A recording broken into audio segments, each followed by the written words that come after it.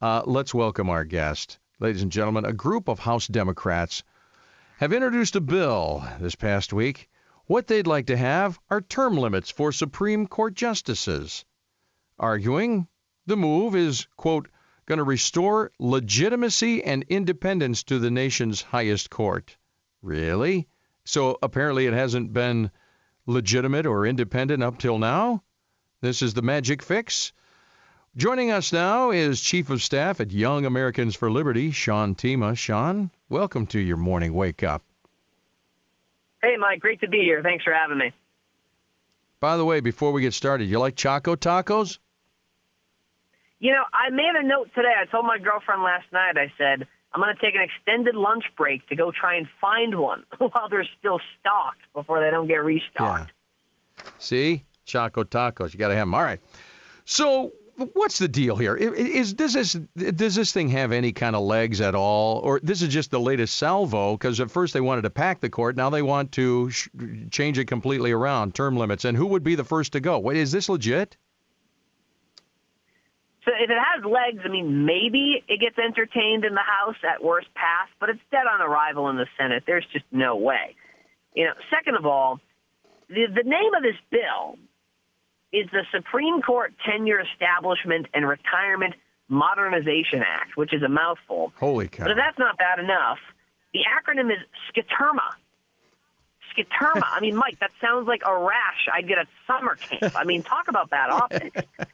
But, yeah, I mean, you're absolutely right. I mean, the left is so obsessed with trying to stack the court to whatever, fits their whims of amending the Constitution. If this was 10 years ago, they'd be calling for post-lifetime appointments on the justices because they liked the makeup of the court. I mean, look, our founders knew what they were doing when they didn't put term limits on justices. They wanted an older, wiser court with historical context to keep a check on the democracy that sometimes gets taken over by the woke mob, right?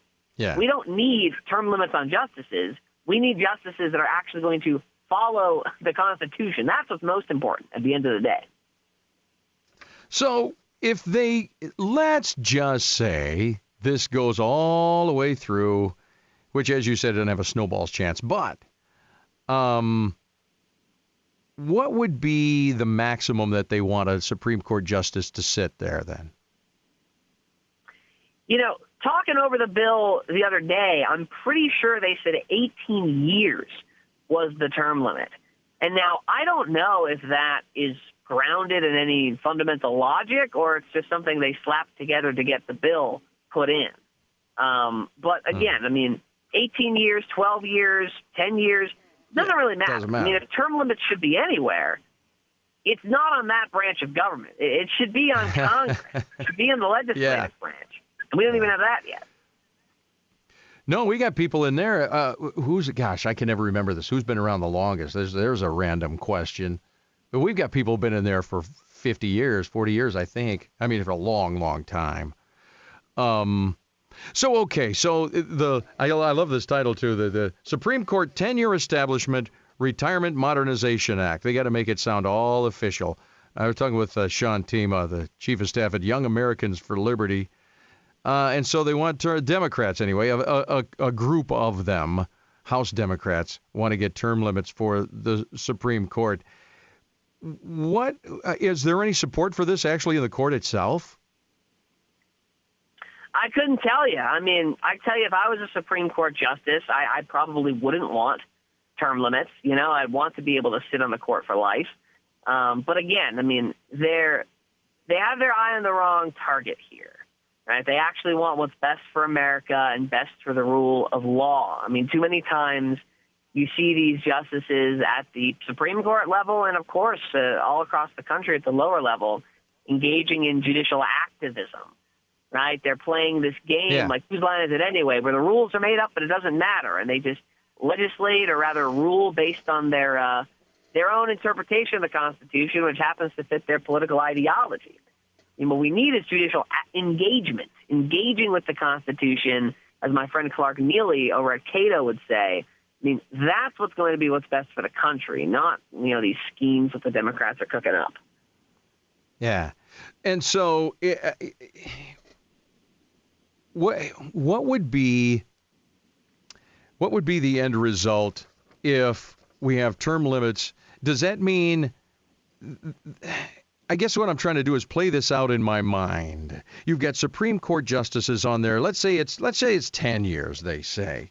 You know you're a Supreme Court justice. You're being appointed, right? You're being voted in. Does this then, it passes, let's say, does this then start the ball rolling for any time someone disagrees with a decision from the Supreme Court? They're going to try and change the rules of how the court's made up. Does this start that snowball? You can never get anything done. I think it certainly sets a bad precedent, and that'd be a possibility.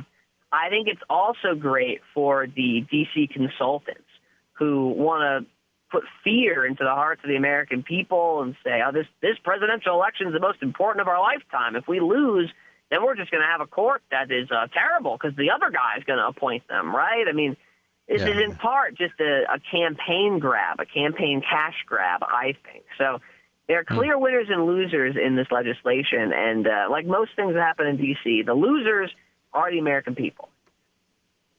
Yeah. Sean Themea, Chief of Staff over to Young Americans for Liberty. Sean, you're an interesting cat, and we appreciate you being on your morning wake up. I don't know where this is going to end up. When are they going to? What's the process here? When's a vote or anything happening on this? I don't know. I mean, I do think that if it does have a shot at getting out of committee, passing in the House, then it is dead on arrival in the Senate, so we shouldn't have to worry about it. But that doesn't mean we shouldn't speak out against it and remind people of what's really going on. And also, I mean, reminding them of that terrible acronym. I mean, come on, really? Skiterma? Come on, people. You got a rash at summer camp. That was pretty good, Sean. I got to tell you that. All right, hopefully you'll find a Choco Taco today, Sean.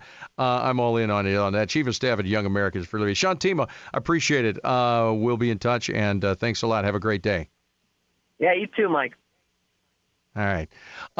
Morning wake up here on 1320 WILS. We're going to do this and come back. We're going to talk to Melissa Niff, the respiratory supervisor over to Sparrow Clinton campus, about this sleep study they did. That and more coming up here on your morning wake up, 1320 WILS and 1320WILS.com. You're listening to more compelling talk radio. Yes, indeed. Say it with me, 1320 WILS.